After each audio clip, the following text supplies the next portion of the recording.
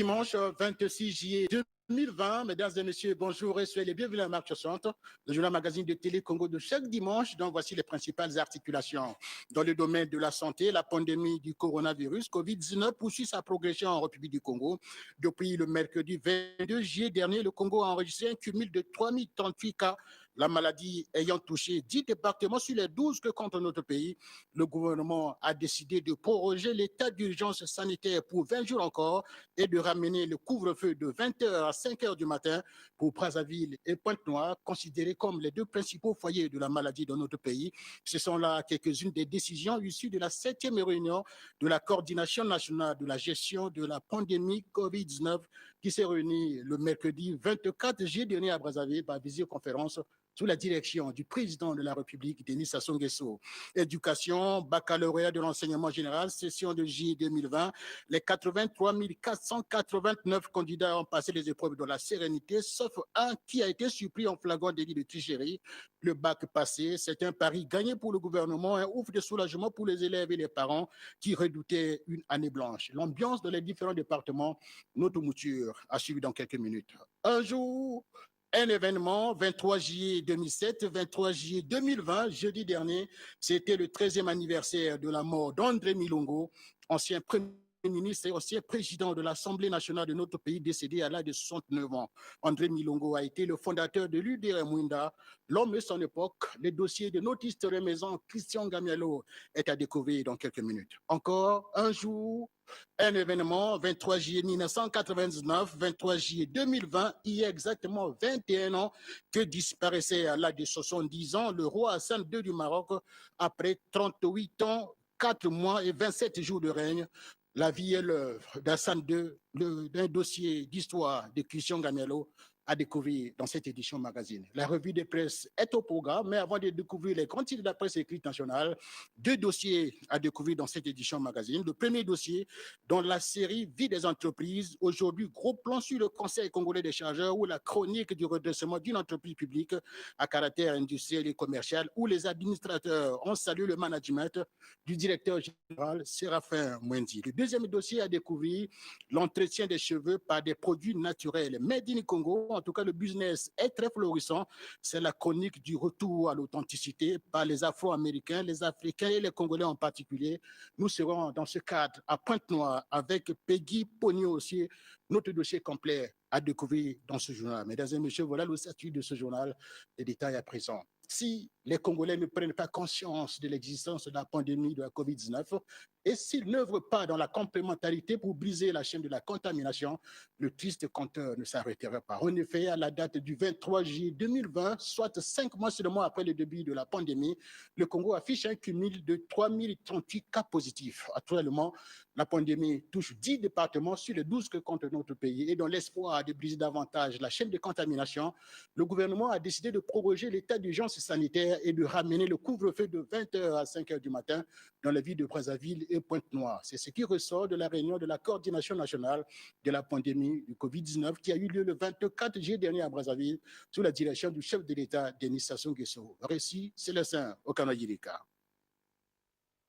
C'est sous la très haute autorité du chef de l'État, Denis Sassou Nguesso, que la coordination nationale de gestion de la pandémie de coronavirus COVID-19 s'est réunie en sa 7e session ce vendredi 24 juillet 2020. 2 points étaient inscrits à son ordre du jour. L'examen du 7e rapport de la Task Force et les recommandations. Dans son exposé, le ministre d'État Gilbert Ondongo, en sa qualité de président de la Task Force, a fait remarquer qu'au Congo, le nombre des personnes contaminées a doublé en moins de 3 semaines, sans doute suite à la pratique plus importante des tests de dépistage. Dans le même temps, on déplore un relâchement dans le respect des mesures barrières et des insuffisances dans la prise en charge des malades. Ce constat oblige donc les pouvoirs publics à prendre des mesures correctives valant reprise en main de l'ensemble de la riposte nationale contre la pandémie. En se fondant à la fois sur l'appréciation qu'elle fait de l'évolution de la pandémie et de la situation actuelle de la riposte nationale, ainsi que sur la nécessité de soutenir l'économie en s'ouvrant un peu plus au monde, la coordination nationale recommande les mesures suivantes. 1. La prorogation de l'état d'urgence sanitaire pour une nouvelle période de 20 jours à compter du 30 juillet 2020. 2. La prorogation du couvre-feu sur l'ensemble du territoire national, à l'exception de Brazzaville et Pointe-Noire, traités séparément, et ce, de 22 heures à 5 heures du matin sur l'ensemble du territoire national. L'interdiction de rassemblement de plus de 50 personnes dans les lieux publics et privés, à l'exception des marchés domaniaux et de la participation à une activité autorisée dans le cadre du déconfinement. Le port obligatoire et conforme du masque de protection individuelle. L'observation totale, partout et par tous, de toutes les mesures barrières. La non-réouverture des établissements d'enseignement fermés, des résidences universitaires et des internats. La non-réouverture des boîtes de nuit et autres lieux de danse. L'interdiction des rencontres de sport collectifs et des spectacles. La célébration dans l'intimité de tous les événements familiaux dans le respect de toutes les mesures de prévention. L'exercice des contrôles sanitaires et de la force publique à l'entrée et à la sortie de toutes les villes du pays. Enfin, pour Brazzaville et Pointe-Noire, lieux principaux de propagation du virus, outre l'application de toutes les mesures susmentionnées, et pour lutter contre le relâchement constaté, la coordination nationale adopte les mesures spécifiques suivantes. Premièrement, le couvre-feu sur l'ensemble de ces deux villes, Brazzaville et Pointe-Noire, est ramené à 20 heures jusqu'à 5 heures du matin, au lieu de 22 heures jusqu'à 5 heures du matin. Deuxième mesure spécifique, la fermeture des marchés domaniaux, 3 jours sur 7. À cet effet, la coordination nationale invite la force publique à une plus grande implication pour faire respecter l'interdiction de rassemblement de plus de 50 personnes dans les lieux publics et privés, notamment dans les morgues municipales, aux lieux de veillée mortuaire, dans les cimetières et dans les lieux de culte. Voilà, relâchement des gestes et barrières, appel à la prise de conscience. L'état des lieux dressé pendant la réunion de la coordination de lutte contre la pandémie COVID-19 a été validé par le Conseil des ministres qui s'est réuni aussi le 24 juillet dernier à Brazzaville et qui a fini par adopter un projet de loi qui sera transmis sous peu aux deux chambres du Parlement pour adoption. Précision, bis Aristide Benzard. La prorogation pour la 16e fois de l'état d'urgence sanitaire en République du Congo est motivée par les avis du comité d'experts et l'expansion du Covid-19, malgré les mesures de lutte contre cette pandémie prises jusqu'ici par le gouvernement. En vue de permettre au gouvernement de poursuivre l'exécution des mesures prises pour faire face à cette pandémie, il est indispensable de proroger de nouveau l'état d'urgence actuellement en vigueur, au-delà de la période qui arrive à son terme le 29 juillet 2020. Ainsi, au terme de l'article 157 alinéa 3 de la Constitution, qui dispose, je cite, « Le Parlement se réunit de plein droit s'il n'est pas en session pour, le cas échéant, autoriser la prorogation de l'état d'urgence ou de l'état de siège au-delà de 20 jours. » Fin de citation. Après examen et discussion, le Conseil des ministres a approuvé le projet de loi autorisant la prorogation de l'état d'urgence sanitaire en République du Congo. Il sera transmis au Parlement pour adoption. Voilà, à ce sujet, il faut signaler que la gestion de la crise sanitaire liée à la COVID-19 était parmi les grandes questions qui ont donné lieu à un débat houleux entre sénateurs et membres du gouvernement. C'était le jeudi 23 juillet dernier à Brazzaville, au cours de la séance plénière, question orale avec débat au gouvernement. Au terme de cette session, le président du Sénat, Pierre Ngolo, a invité les sénateurs à descendre sur le terrain pour mieux contrôler l'action de l'exécutif. Restitution des débats, Florent Anguélé. Le Premier ministre, chef du gouvernement Clément Mwamba, a été le premier à répondre aux préoccupations des sénateurs, parmi lesquelles l'utilisation des filets non conformes par les pêcheurs évoluant à la côte maritime, la fermeture à la circulation des grimiers sur l'axe Obuya-Owando. Nous avons été amenés à supprimer le poste de péage de Ziba du fait de la dégradation avancée de la route. On a eu aussi à mettre des stations de contrôle des charges à l'entrée d'Ongo, l'entrée d'Obuya, de Makwa et de Keta. Actualité oblige, la crise sanitaire due à la pandémie du coronavirus a été également prises en abordée. considération de La ministre de la Santé, dégradation Jacqueline Lydia continue Nicolo, et a signifié que le gouvernement a mis en place un plan de riposte contre ce virus dès son apparition en République du Congo. Malgré les efforts consentis, a-t-elle ajouté, le Covid-19 n'a pas encore dit son dernier mot. La preuve, les cas de contamination et de décès ne font qu'augmenter au jour le jour. L'exploitation du permis Ngoki par la société PEPA dans la cuvette tient compte de l'écosystème se trouvant dans la zone, car des études sur l'impact environnemental et social ont été menées au préalable, a rassuré le ministre des Hydrocarbures, Jean-Marc Tister Chikaya. S'agissant de la question relative à la restructuration globale de Télé Congo et de sa grille, le ministre de la Communication, Thierry Mundala, a fait savoir aux sénateurs que cette chaîne publique ne reçoit pas de subventions. La redevance qui lui revient n'est jamais reversée, d'où ses difficultés au quotidien. Clôturant la séance, Pierre Ngolo a une fois de plus invité les sénateurs à descendre sur le terrain pour jauger la véracité de tout ce qui a été déclaré. Pendant que le gouvernement agit, nous devons contrôler. Cet exercice, c'est une forme de contrôle, mais ce n'est pas suffisant. Donc, il convient que nous soyons beaucoup présents sur le terrain pour voir la situation sur le terrain, les changements, comment s'opèrent-ils. Notons qu'au total, 8 membres du gouvernement sur 9 attendus se sont prêtés à cet exercice. Autre actualité dans cette édition magazine, en éducation, baccalauréat de l'enseignement général session de juillet 2020 a vécu les 489 qui ont passé l'épreuve de la sérénité, sauf un qui a été surpris en flagrant délit de tricherie. Le bac passé, c'est un pari gagné pour le gouvernement, un ouf de soulagement pour les élèves et les parents qui redoutaient une année blanche. Le tour des départements, c'est le Nuc Mouchi de cette édition magazine. Signature, Diop Ousmane Bongo, Sarah Mbenzamoukia, Elian Thibault et Jean Bataladio. C'est le bout du tunnel pour ces candidats qui redoutaient une année blanche. Je pensais que ça devait être reporté.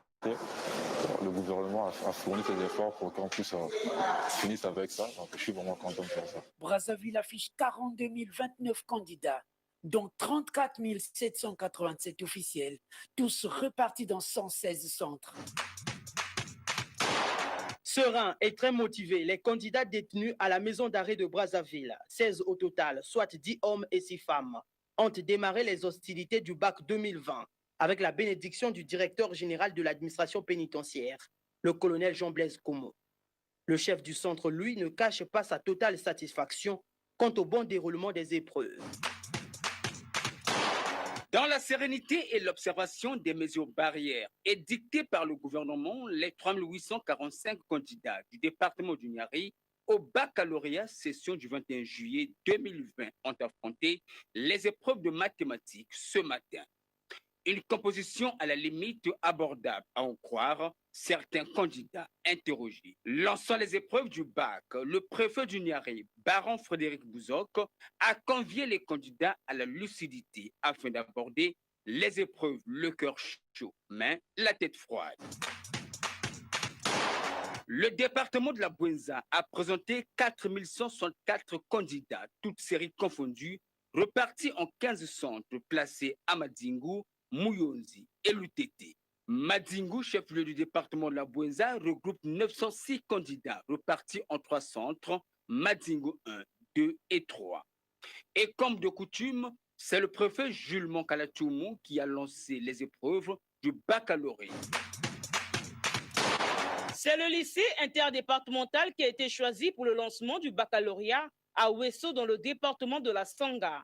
Près de 280 candidats, dont 51 candidats libres, repartis dans 2 centres, passent cet examen. Dans le département de la Cuvette Ouest, 470 candidats, repartis en 2 centres, Evo 1 et Evo 2, prennent part à l'examen. C'est le préfet du département, Édouard Denis Okuya, qui a donné le coup d'envoi. C'est le moment pour les 23 254 candidats d'évaluer leurs connaissances acquises durant l'année scolaire. Ces élèves des séries A2, A4, C et D, répartis dans 77 centres, ont planché en premier sur les mathématiques. Une preuve lancée par le préfet de Pointe-Noire, Alexandre Honoré Paca, accompagné des partenaires du système éducatif congolais.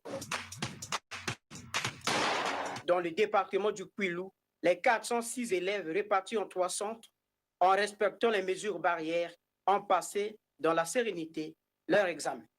Comme des traditions accompagnées de sa délégation, le préfet Paul Adam Dibouilou a lancé les épreuves tout en louant les efforts du gouvernement. Un examen de baccalauréat 2020, pas comme les autres au regard du contexte particulier de crise sanitaire due à la pandémie de Covid-19. Ici, au lycée 5 février de Kinkala, les 260 candidats sont soumis à la vérification de la température, au lavage des mains avant d'accéder aux salles. Le préfet du pôle, Georges Kilébé, qui a lancé les épreuves, estime avoir pris toutes les dispositions pour l'observation stricte des mesures barrières, surtout pour le bon déroulement des épreuves. En économie, des innovations, encore des innovations dans l'administration fiscale congolaise. À peine le e-tax est lancé, les autorités s'attellent présentement à la refonte du Code général des impôts. Cela passera par la rédaction d'un nouveau manuel de procédure et le lancement officiel de ce processus a eu lieu le lundi 20 juillet dernier à Brazzaville. Explication, Messilan Djoussi. Les dispositions contenues dans l'actuel Code général des impôts étant devenues obsolètes, le ministre des Finances et du Budget, Calixte Ganongo, avait, dans le cadre de ces réformes, pensé à la refonte de ce code et à la rédaction d'un livre de procédure fiscale devant permettre, entre autres au Congo, de remonter son niveau dans le classement Doing Business, d'améliorer les relations entre les contribuables et l'administration et d'apporter la lisibilité à la politique fiscale. Les travaux de cette refonte lancée ce jour va donc permettre au service des impôts de se doter d'un nouveau code résolument moderne, sécurisé et incitatif. Nous devons cet espoir à la perspicacité d'un homme, Calixte Ganongo, ministre des Finances et du Budget. Oui, il n'est pas le premier à avoir osé la refonte du Code général des impôts et d'établir un livre de procédure fiscale. Mais il est le premier à avoir cru en l'efficacité de cet instrument et d'en faire un objectif politique, un devoir politique. Ce sont les agents des impôts, les cabinets Ernst & Young et GKM qui vont réfléchir sur les nouvelles dispositions du nouveau code. Code qui sera soumis à l'examen de la prochaine loi de finances, a fait savoir le ministre délégué au budget. Nous voulons que les choses soient très claires pour tout le monde et que les garanties pour les contribuables soient sauvegardées de manière à ce que l'impôt, qu'on le paie de manière spontanée et sans difficulté dans notre pays. Signalons que Calixte Ganongo est déterminé à donner un nouveau costume aux impôts. En plus de ce nouveau code en réflexion, les impôts ont été dotés récemment de e-tax, un nouvel outil informatique de gestion automatisée et dématérialisée des impôts et taxes. En économie toujours, vie des entreprises. Aujourd'hui, gros plan sur le Conseil congolais des chargeurs ou la chronique du redressement d'une entreprise publique à caractère industriel et commercial où les administrateurs ont salué le management du directeur général Séraphin Mwendi. Le point de ce dossier de la semaine qui porte la signature de France Duclerc, Podengué. Quel modèle économique pour le Conseil congolais des chargeurs de demain? Voilà la question que Séraphin Mwendi, le directeur général du Conseil congolais des chargeurs, a soulevée devant les administrateurs au cours de la session bilancielle tenue ce 22 juillet 2020, appelée à se prononcer sur le bilan et les perspectives de cette entreprise publique à caractère industriel et commercial. En ce qui concerne le bilan d'exercice clos au 31 décembre 2019, nous retiendrons pour l'essentiel que celui-ci dégage un bénéfice de 372 18 francs 342 francs CFA. Ce résultat est en progression de plus de 10% par rapport à l'année 2018. Par ailleurs, les états financiers 2019, certifiés par les commissaires en compte, montrent, comme ceux certifiés en 2018, qu'aucune réserve n'a été relevée. Vous avez là, Monsieur le Président, Mesdames et Messieurs les administrateurs, la preuve irréfutable et palpable que la pratique de la bonne gouvernance fait désormais partie de la culture de notre entreprise et nous nous réjouissons des progrès accomplis ces 3 dernières années. Monsieur le Président, Mesdames et Messieurs les administrateurs, si l'on tient compte de la crise économique et sociale que traverse notre pays depuis l'effondrement des coûts du baril de pétrole en 2014, ce bon bilan est, nous ne cesserons jamais de le dire, la résultant de la stricte application des orientations de son Excellence, M. Denis Sassou Nguesso, président de la République, chef de l'État, sur l'exigence de la pratique de la bonne gouvernance dans la gestion des affaires publiques en général et des entreprises d'État en particulier. La propagation de la pandémie de Covid-19 a, vous vous en doutez, impacté négativement les finances de l'entreprise. Au 30 juin 2020, nous estimons le manque à gagner à plus de 228 741 954 francs CFA. Malgré cette baisse significative des revenus, la Direction générale du Congrès des chargeurs a tenu à respecter toutes ses obligations, en particulier le paiement régulier des salaires, le versement régulier du moratoire conclu avec les caisses nationales de sécurité sociale ainsi que les encours. Arrêté à la somme de 768 821 304 francs au 31 août 2017, la dette sociale vis-à-vis de la CNCS a été ramenée à 292 millions francs CFA. À ce rythme, Monsieur le Président, dans 18 mois, le Conseil des chargeurs ne devra aucun franc à la CNCS. L'acquittement régulier des charges fiscales. Ici, est noté qu'en dépit de la contraction des revenus, la Direction générale du Conseil des chargeurs n'a pas procédé à la mise au chômage technique des agents. Dans la même veine, l'apurement de la dette fourniteur se poursuit sans désemparer. En un mot, votre entreprise se porte très bien. Au nombre des actions phares menées sous la houlette de Séraphin Mouindi en 2019, les administrateurs soulignent à grand train le démarrage des travaux du futur siège de cette entreprise publique à caractère industriel et commercial. L'année 2019 rentrera dans les annales de l'histoire de notre jeune entreprise comme l'année de la Renaissance. En effet, 2019 est l'épilogue de la saga de la construction de notre siège social. Nous saisissons cette opportunité pour remercier les administrateurs pour la justesse de leurs décisions. De même, ici et maintenant, nous tenons à rappeler que la réalisation du projet de construction du siège, projet emblématique s'il en est, n'aurait pas été possible sans l'implication personnelle de son Excellence M. Clément Mwamba, Premier ministre, chef du gouvernement, à qui nous rendons un vibrant hommage. Aujourd'hui, 8 mois après le début des travaux, l'état d'avancement est très satisfaisant, et ce, malgré l'irruption de la pandémie de Covid-19 qui, vous vous en doutez, a radicalement bouleversé le rythme d'exécution des travaux de notre siège. Malgré la propagation de la pandémie de Covid-19, les travaux de construction de nos sièges se poursuivent normalement. Nous pouvons vous affirmer que l'ouvrage sera réputé être terminé le 28 février 2021. En d'autres termes, la fin des travaux interviendra avant la fin du premier trimestre 2021 et ce, conformément au planning des travaux proposés dans l'accord de marché. Pour votre gouvernement, nous sommes heureux de porter à votre connaissance que l'état d'avancement constaté sur le terrain a été entièrement financé sur fonds propres.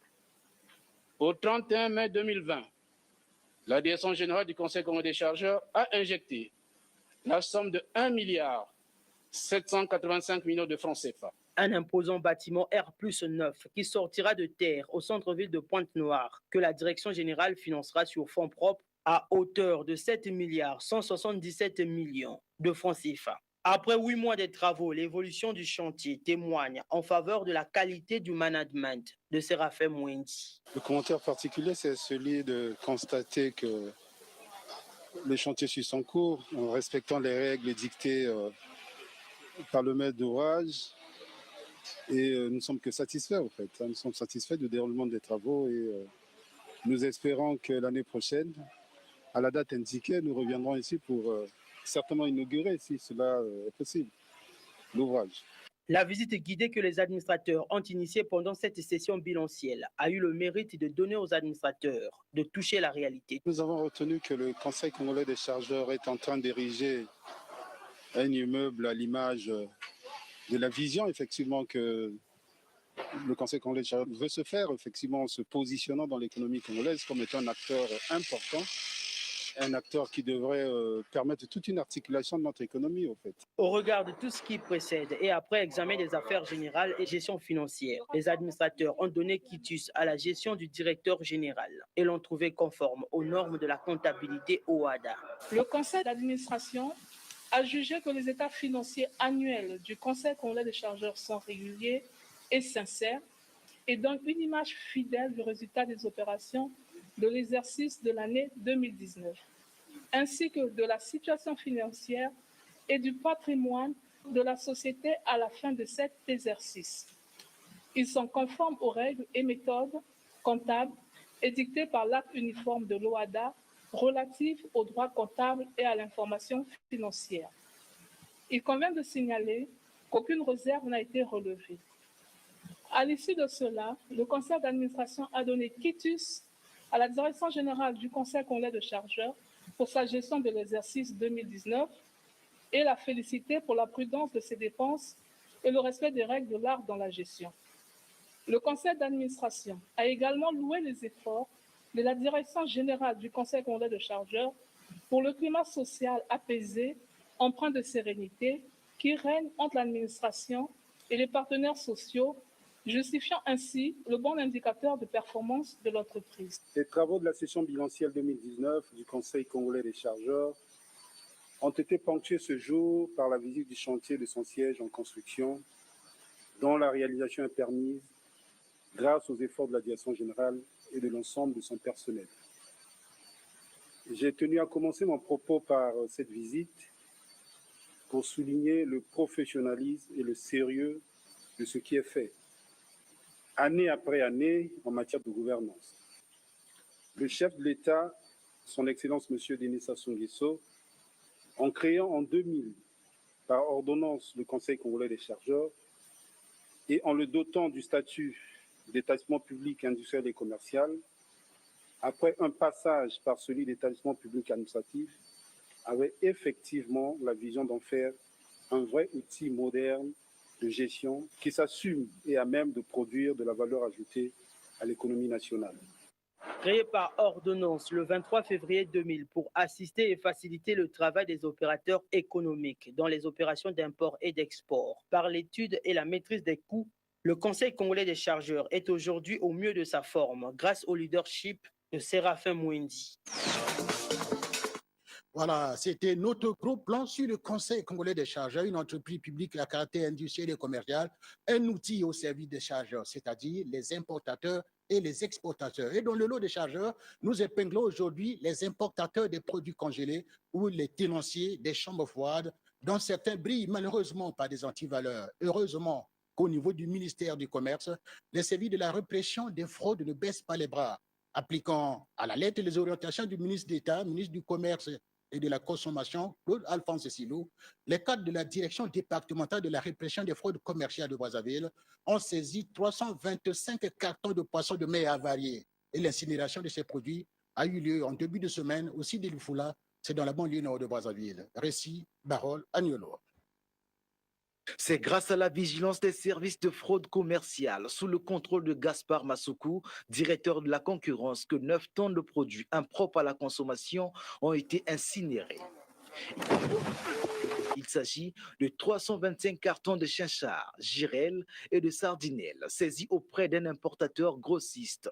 Pour cause, le non-respect de la date de péremption et la mauvaise conservation. La loi édicte que quiconque se surprend en flagrant délit de ces mots risque une amende de 50 000 à 100 millions de francs.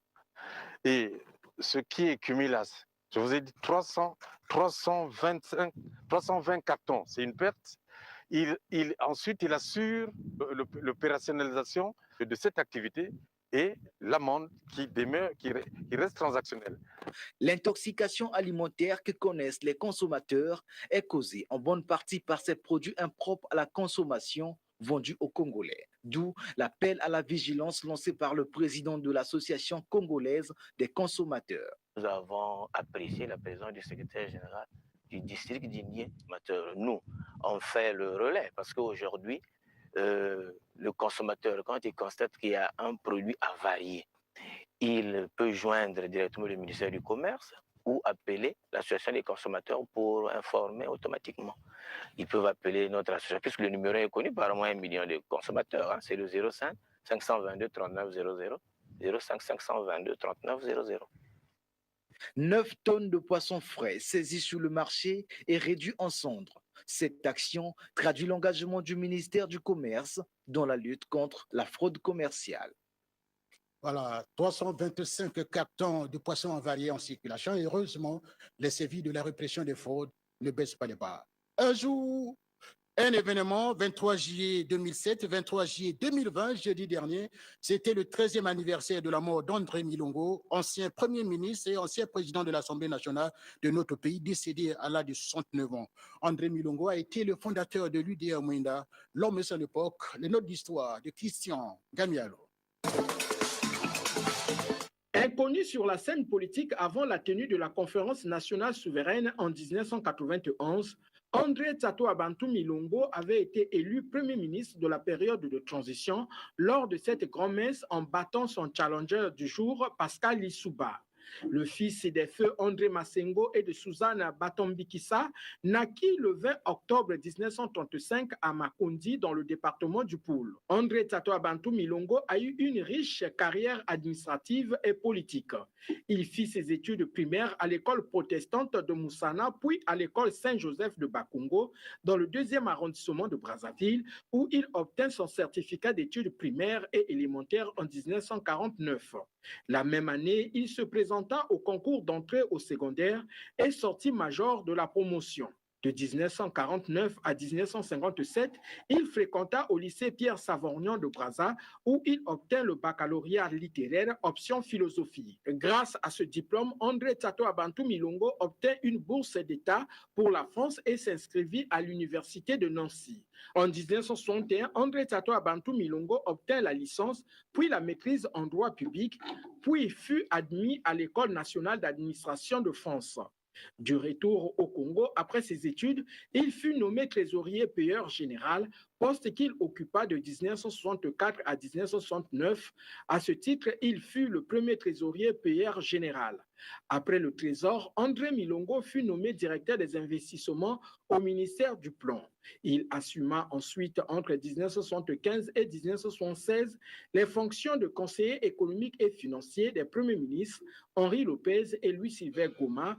Concomitamment, il exerça en qualité d'administrateur suppléant non résident de la Banque africaine de développement avant de devenir administrateur titulaire de la BAD de 1976 à 1983, représentant le Congo, le Cameroun, le Bénin, la Côte d'Ivoire, le Burkina Faso, le Niger et la Mauritanie.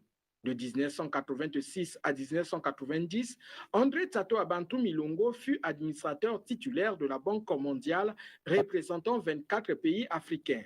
Revenu au pays à la faveur de la conférence nationale souveraine de 1991 qui ouvrit le Congo au multipartisme, André Tsato Abantu Milongo fonda l'Union pour la démocratie et la République, en sigle UDR Mouinda.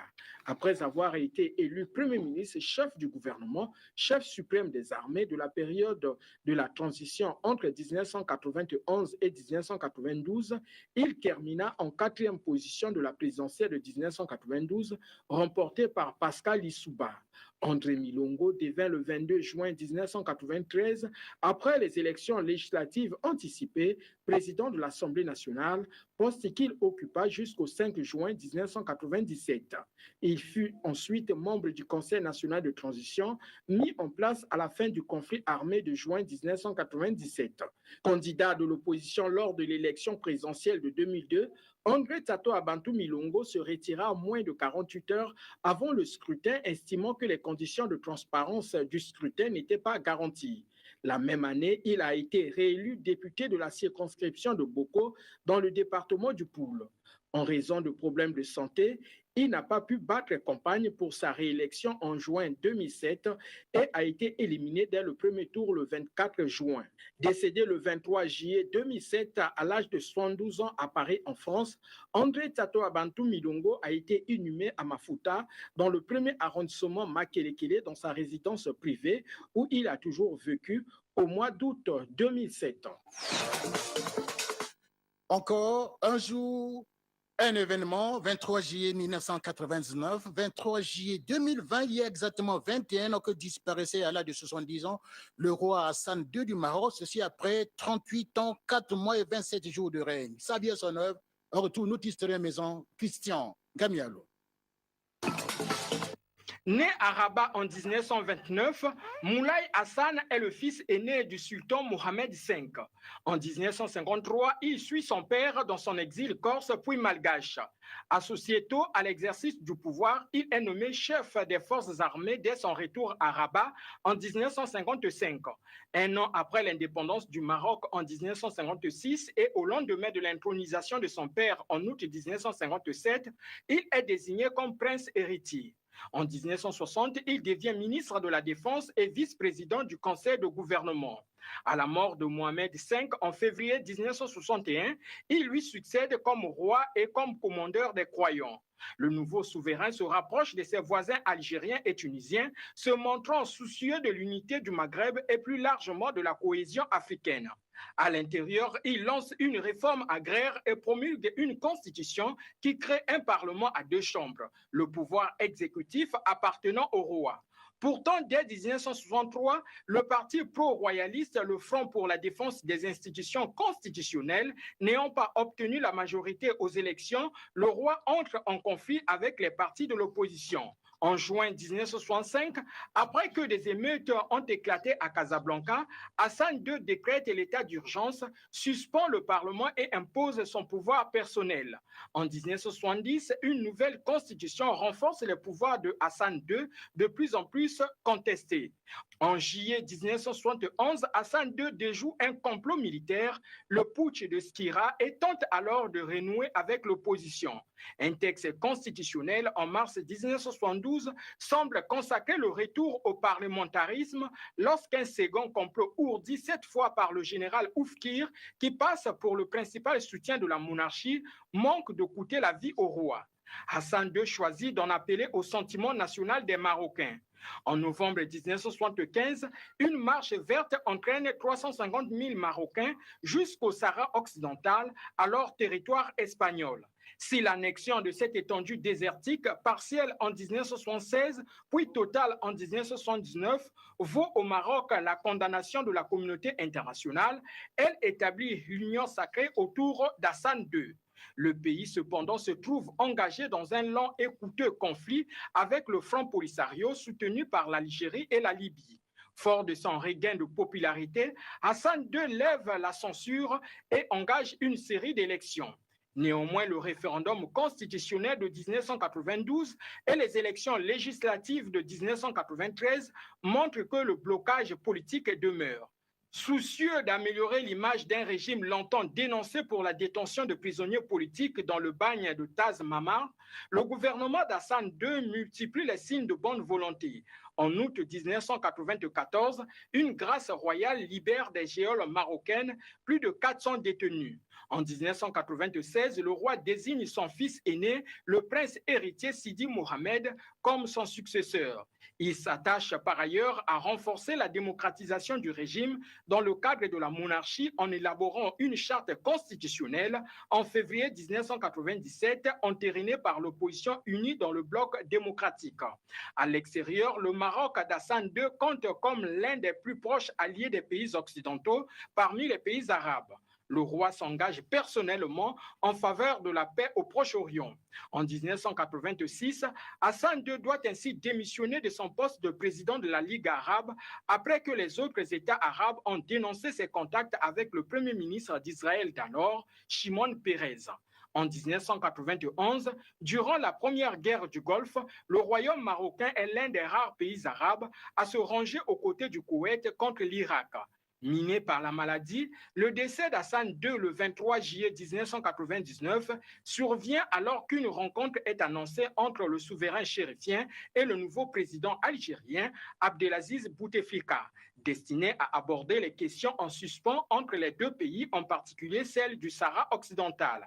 Son fils aîné, Sidi Mohamed, âgé de 36 ans, monte sur le trône sous le nom de Mohamed VI. Voilà, on reste au niveau de l'international pour ouvrir ces quelques notes de coopération où le Congo et la République centrafricaine assainissent actuellement leurs relations de bon voisinage. En effet, Bangui, la capitale de la RCA, vient d'abriter la réunion sur la gestion des frontières. La délégation congolaise qui comprenait le ministre de la Défense et bien d'autres cadres congolais a été conduite par le ministre de l'Intérieur et de la décentralisation, Raymond Zéphirin Boulot.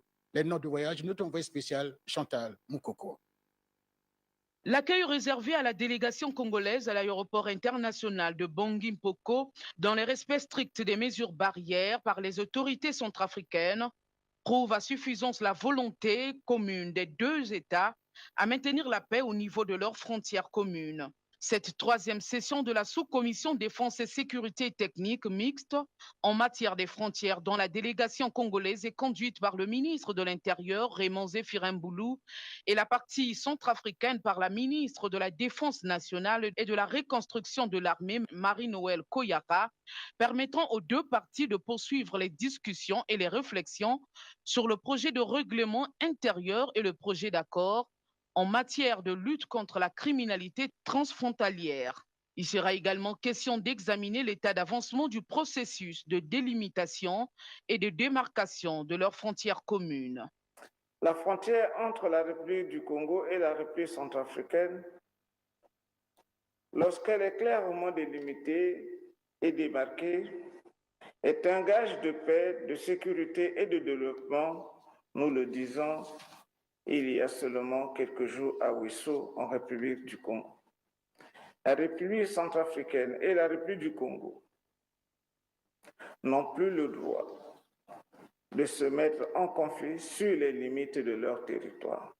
Pour le ministre centrafricain de la Défense nationale qui a ouvert ses travaux, ces assises sont d'une importance capitale car elles permettront aux deux peuples de circuler librement entre les deux États dans le respect strict des procédures en vigueur. Cela dit, nous examinerons ensemble l'état d'avancement du processus de délimitation et de démarcation de notre frontière commune à travers les différents efforts qui ont été menés juste après la deuxième rencontre.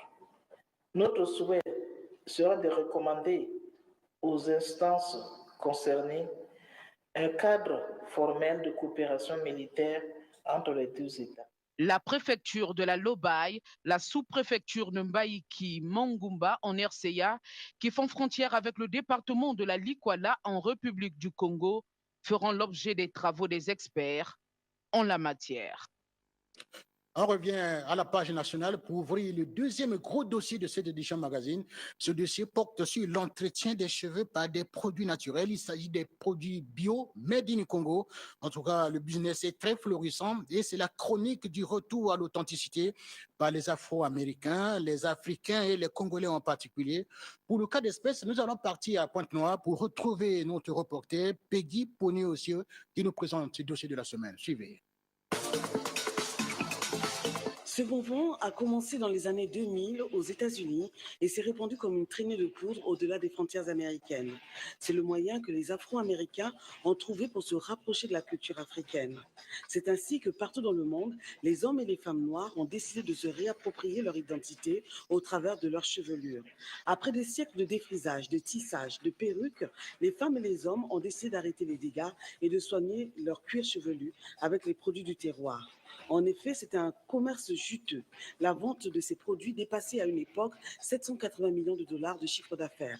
Une véritable aubaine pour les multinationales qui ont fait leur lit sur le rejet des cheveux crépus. Aujourd'hui, avec le retour au nappy, les critères de beauté imposés par les médias et la société ont éclaté. En Afrique en général et au Congo en particulier, des femmes se mettent en réseau pour valoriser et entretenir avec les produits naturels leurs cheveux et ceux de leurs compatriotes. C'est le cas de Ramsey, spécialiste du cheveu afro.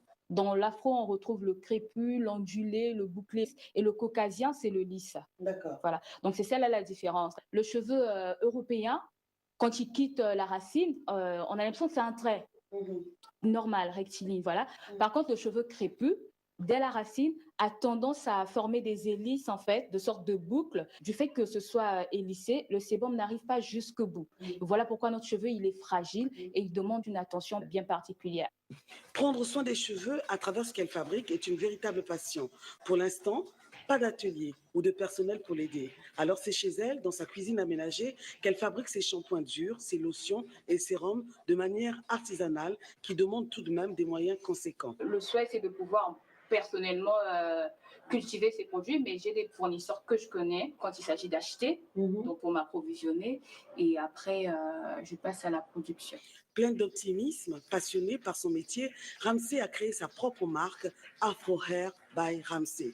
Ce sont des produits de qualité, respectueux du cuir chevelu et de la planète. Le cheveu crépus n'a plus de secret pour Ramsey. Le diagnostic capillaire assisté par ordinateur, c'est cet examen-là, non douloureux, qui nous permet d'analyser l'état du cuir chevelu. Là, par exemple, la cliente, elle n'a pas d'anomalie à première vue particulière. Par contre, si on avait comme des pellicules grasses, quelquefois même du psoriasis, grâce au diagnostic capillaire, on peut s'en rendre compte. Parce qu'à l'œil nu, on peut se tromper, on peut se dire que j'ai le cuir chevelu sain, alors qu'il y a beaucoup de choses qu'on ne peut pas voir. Et le logiciel, de par sa technologie, va nous orienter vers le traitement adapté. Le retour au naturel se joue aussi dans les salons de coiffure qui proposent de plus en plus des coiffures dites protectrices. C'est donc dans le centre-ville de Pointe-Noire que nous avons rencontré Audrey, dirigeant 3 salons de coiffure. Cette jeune femme d'affaires utilise des produits naturels pour le cuir chevelu de ses clientes. Là, vous avez l'huile palmiste aussi, mais le mafuta colo que je fais. Là, j'ai l'ail que j'écrasse. Tu peux faire ton traitement avec le feu de papaye, tu nettoies bien la tête et tu finis, tu prépares ton masque en faisant les mélanges. En effet, certaines femmes gardent leurs cheveux naturels, d'autres font des tresses, des coupes plus ou moins sophistiquées. Quand je fais les tissages ou quand on me tresse, je ne perds pas mes cheveux, ça ne se casse pas. Et même les tissages, je les fais rarement aussi. Le problème, c'est qu'avec l'âge, au fur et à mesure qu'on défrise, on perd ses cheveux. Je crois que Dieu n'est pas bête. Ce n'est pas pour rien qu'il a donné aux Africains des cheveux crépus. En écoutant toutes ces femmes, ce n'est pas qu'une question de cheveux, c'est un travail de l'esprit, de mentalité. Le message au travers de ces cheveux crépus revêt une autre dimension, celle des racines, sans lesquelles on ne peut se projeter vers l'avenir. Se réapproprier son naturel pour certaines femmes, c'est se réapproprier son histoire et donc sa destinée. Et quoi de mieux que de le faire avec les produits Made in Congo. Voilà, l'entretien des cheveux par des produits naturels Made in Congo. C'était notre deuxième grand dossier, une réalisation de Peggy Pogno aussi. On reste à Pointe-Noire où la société pétrolière Chevron, solidaire avec les pouvoirs publics, apporte son suffrage dans la lutte contre la propagation de la COVID-19. Le vendredi dernier, elle a organisé un carnaval pour sensibiliser la population au respect des gestes barrières. Explication, Juvenal et Kimbe. Ce carnaval de sensibilisation des chauffeurs de taxi de Pointe-Noire au respect des mesures barrières contre la COVID-19 est parti de la direction départementale de la santé jusqu'à l'hôtel de la préfecture en passant par quelques artères de l'arrondissement 1 Lumumba, 2 Mvumvu et 3 Tietché. À l'hôtel Otino, Katia Moutold a exprimé au préfet et au député maire de la ville de Pointe-Noire la contribution de sa société à la lutte contre la COVID-19. En utilisant nos moyens de transport les plus usagés, à savoir les taxis, les bus, les véhicules privés, et en nous appuyant sur nos relais communautaires, nous développons ainsi un réseau fiable et efficace d'ambassadeurs citoyens contre la COVID-19 pour relayer auprès des populations les bonnes informations quant au port du masque ainsi que les comportements à observer quant au respect des mesures barrières. Un échantillon d'affiches et de gadgets a été remis au préfet et aux premiers citoyens de la ville Océane pour une distribution aux usagers de la route. Oui, vous avez choisi un cadre tout à fait particulier de votre participation qui vient renforcer le dispositif de sensibilisation sur l'application et l'observation des mesures barrières. Des occasions comme celle-ci qui vont nous permettre d'amplifier la sensibilisation sont les bienvenus. Signalons que 100 taxis ont été mobilisés pour cette sensibilisation et plus de 3000 cache-nez et affiches distribuées aux usagers de la route pour renforcer les mesures barrières à la COVID-19 à Pointe-Noire. Actualité oblige, on reste toujours à Pointe-Noire où la Fondation Germaine Makwela Luemba vient de clôturer la campagne de dons de sang, une opération qui a permis à cette fondation de réaliser une collecte de 2016 poches de sang. Explication, Amédée Mesme-Massingo. Une fois n'est pas coutume, la Fondation Germaine Makwela Luemba a accompli un exploit historique en collectant 2016 poches de sang en 10 jours du 13 au 17 et du 20 au 24 juillet 2020. Ces éditions se sont déroulées dans le strict respect des mesures barrières telles édictées par le gouvernement de la République. La Fondation Germaine Makwela Luemba apporte la preuve que le problème de la disponibilité de la poche de sang dans nos hôpitaux peut être résolu de manière définitive dans notre pays pour sauver des vies dans tous les hôpitaux du Congo. Il suffit de travailler. Depuis 15 mois consécutifs, il n'y a plus de rupture. Au Congo, personne ne doit mourir par manque de sang. Des donneurs bénévoles et ceux de circonstances saluent l'initiative. Quand l'enfant est tombé malade, à cet état-là, courir vite, aller chercher du sang. Mais dès que je suis arrivé au banque de sang là-bas, on m'a servi rapidement. Je félicite la Fondation énormément. C'est comme un acte sanitaire qui aide nos contemporains qui sont dans le besoin et donc moi aussi pour faire preuve de solidarité et d'empathie. La Fondation Germaine Makwela Luemba est à sa 166e édition et ceci se passe à la place de la République, ex-Rond-Point Lumumba. La page sombre de cette édition magazine. Décédé le 7 juin dernier à l'âge de 87 ans, l'artiste et musicien Ganga Ito a été porté en terre le mercredi 22 juillet dernier à Brazzaville. C'était au cimetière du centre-ville. C'était après avoir reçu l'hommage officiel. Reportage, Bruno Serge, Menata.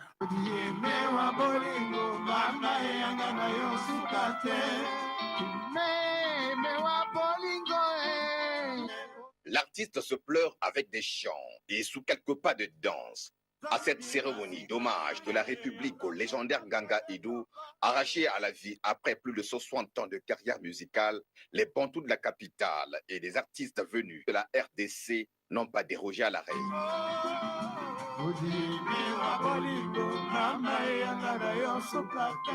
Puis est intervenu l'oraison funèbre qui a retracé avec précision le parcours riche et élogieux d'Edouard Nganga dit Idou entre Brazzaville et Léopoldville, aujourd'hui Kinshasa, de 1956 à 2020.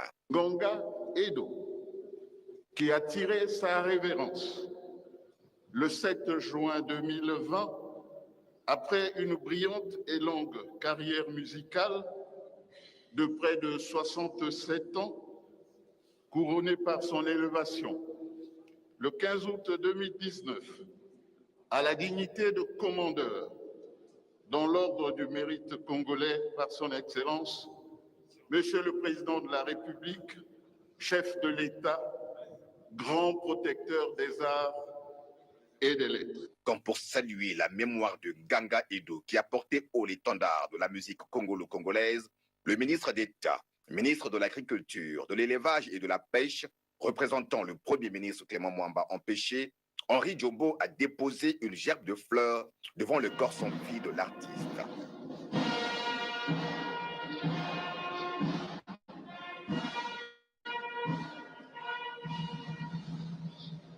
Bien avant, les corps constitués et diplomatiques dont les membres du gouvernement, le ministre de la Culture de la RDC, l'ambassadeur de France au Congo ont accompli le même geste d'adieu. Par la suite, le cortège funèbre s'est ébranlé en direction du cimetière du centre-ville où repose désormais pour l'éternité Ganga Idou après 87 ans de vie sur Terre.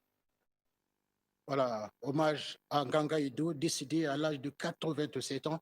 Après la page sombre qui a touché le monde de la musique, c'est le monde de la communication qui a été touché aussi. En effet, les journalistes ont conduit à sa dernière demeure, Enavé Lapembe, ancien chef du service des sports à Télé Congo, actuellement au poste à Radio Congo. Robert Enavé Lapembe nous a quittés il y a quelques semaines à l'âge de 51 ans. On retrouve le reportage de Alain Pasteur. Mémorable ce jeudi 23, sans lueur et sans lumière, reflet de la grosse réalité de la séparation. Un moment ultime de communion avec Robert Enavé Lapembe, le corps sans vie, allongé dans la bière et prêt pour le voyage éternel, après 2 quarts de siècle passés sur la terre des hommes. À la morgue municipale de Brazzaville, le cœur étreint par la douleur et le chagrin. Sa corporation, la grande famille du sport, parents, amis et connaissances, ont rendu à l'illustre disparu un hommage déférent et appuyé. Toutes les voix concordent à saluer avec effusion la mémoire d'un chevronné de la presse sportive nationale. C'est vrai qu'il avait une voix atypique, mais c'est quelqu'un sur le plan professionnel et journalistique. Et il était, permettez-moi le thème, calé, parce qu'il savait faire son métier, il savait ce qu'il faisait, il n'aimait pas dire n'importe quoi. Ce que je retiens de l'homme, c'est justement ce vaillant, ce combattant, ce journaliste qui, au-delà de la prise de notes, avait une confiance assez énorme en sa mémoire. Il avait cette capacité, comme tu dirais, de retenir les informations et de les rendre sans pourtant qu'il y ait trop d'embrouilles et de cafouillage. Nous gardons un très bon souvenir d'Abdel. Il me manque même des mots pour parler de lui. Et puis le cortège funèbre qui s'est ébranlé vers la destination finale est accompagné au petit trot par les judokas de l'UNASCO Juda, expression de l'endurance et de la robustesse du samouraï qu'il fut. Robert et Navel Lapembe, 7e bagarre, reposera désormais pour l'éternité au cimetière La Grâce et lègue à la postérité une veuve et 4 mignons garçons. Vieux frère, repose en paix. Voilà, hommage de la grande famille des communicateurs à Robert et Navel Lapembe, ancien chef de service des sports à Télé Congo. Actualité oblige, nous allons découvrir les grands titres de la presse écrite nationale. Nous allons faire appel à Christian Ngamialo, c'est notre rubrique Revue de presse. L'actualité de cette semaine qui s'achève aujourd'hui reste dominée par le verdict de l'affaire Christian Roger Okemba et ses co-accusés. À ce sujet, le quotidien Les Dépêches de Brazzaville numéro 3786, dans sa publication du lundi 20 juillet 2020, publie à sa première page « Justice Christian Roger Okemba, condamné à 5 ans d'emprisonnement ferme ». Selon notre confrère, ouvert le 6 juillet, le procès de l'ancien maire de Brazzaville, Christian Roger Okemba, et ses présumés complices a connu son épilogue le samedi passé par la condamnation à 5 années de prison ferme et le paiement d'une amende de 200 millions de francs CFA pour le principal accusé. Son épouse Anastasie Éléonore Okemba, directrice de l'hôpital de Makelekele, écope quant à elle de 3 ans de prison avec sursis, tandis que les autres accusés, dont l'ancien directeur général du budget Nicolas Okanding, ont été acquittés par la cour criminelle. De même, l'hebdomadaire satirique Celle Piment titre à sa une « Justice, l'ancien maire Christian Roger Okemba, condamné à 5 ans de réclusion criminelle pour Bukouting et sa femme à 3 ans de prison avec sursis. » Pendant le verdict, poursuit le journal à la page 6, le président de la cour criminelle, Christian Oba, a déclaré que les deux paieront conjointement et solidairement la somme de 200 millions de francs CFA à la mairie de Brazzaville. Les 6 autres accusés, dont l'ancien directeur général du budget, Nicolas Okandi, n'ont pas été reconnus coupables des faits mis à leur charge. Le président de la cour criminelle a prononcé leur mise en liberté immédiate. Abordant le sujet à sa une, l'hebdomadaire d'information Le Patriote titre « Justice Christian Roger Okemba condamné à la réclusion criminelle, ses co-accusés acquittés ». Selon le journal à la page 2, le verdict annonçant l'acquittement des 6 complices du couple Okemba a été accueilli par une salve d'applaudissements à l'extérieur de la salle des audiences. Mais cette ambiance s'est immédiatement refroidie à l'annonce de la peine de l'accusé principal, Christian Roger Okemba, et de son épouse. Le couple Okemba devra rembourser les 200 millions de francs CFA à la mairie et payer un fonds symbolique à l'État à titre de dommages et intérêts. D'après notre confrère, ce verdict a comblé les attentes du ministère public, tandis que les avocats de la défense l'ont considéré comme le seul grain de sable dans l'épilogue de cette affaire. Déclarant qu'il éprouve un sentiment mitigé à la tombée du verdict, Maître Thomas Ndjolani n'exclut pas un pourvoi en cassation si l'intéressé ne s'y oppose pas. De son côté, l'Horizon africain numéro 61, dans sa parution du jeudi 23 juillet 2020, écrit à la page 4 « Procès de l'ancien maire de Brazzaville, 5 ans de prison ferme à Christian Roger Okemba ». Commentant le verdict de cette affaire, le journal conclut « Si dans toutes les affaires, il pouvait y avoir ce genre de réaction, l'État congolais aurait espéré faire reculer très loin le phénomène de corruption et de détournement de fonds publics. » Toujours dans cette lancée, le journal Polélé Polé numéro 362 dans sa livraison du mardi 21 juillet 2020 titre à sa première page « 5 ans de réclusion criminelle pour l'ancien maire de Brazzaville ». Selon notre confrère à la page 6, Maître Yvon Éric Ibwanga, avocat de Nicolas Okandi, s'est dit satisfait de ce verdict. J'ai une agréable impression pour cette décision qui vient d'être rendue en faveur de mon client, a-t-il déclaré. Ayant un sentiment mitigé, Thomas Njolani, un des avocats du couple Okemba, promet de trouver les voies et moyens afin que ses clients soient également sortis de ces mauvais draps. Par ailleurs, du fait que les autres co-accusés ont été remis en liberté, ce dernier a reconnu une certaine équité de la part de la justice. Pour l'hebdomadaire satirique Epanzamakita à la page 2, détournement de fonds publics, humiliation familiale, Christian Roger Okemba condamné à 5 ans de prison ferme, son épouse à 3 ans avec sursis pour détournement. Selon le même journal, l'ancien maire a plongé sa famille dans un dossier sale où lui-même, le père, son épouse et sa fille ont participé pour détourner l'argent de l'État.